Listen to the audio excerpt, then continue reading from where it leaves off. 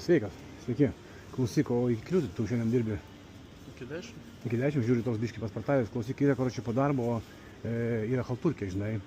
Karočiui, pas mus yra laitinė, žinai, ten yra kaimynai ir ten, karočiui, Rusija apsigyveno vilkas. Toks nedidelis vilkas, gal 2 metrų, žinai, maždaug.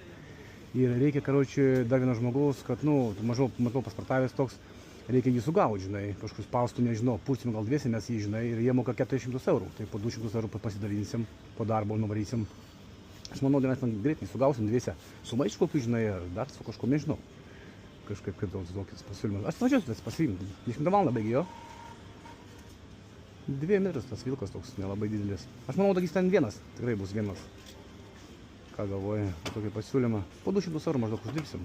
Jeigu nesuvalgys, aišku, ne vieno iš tave, ne mane, žinai. Kaip galvoji? Nežinau.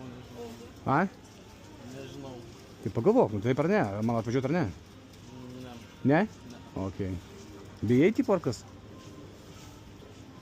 Matau, paspartavęs normaliai atrodai. Tai ko tu bijai?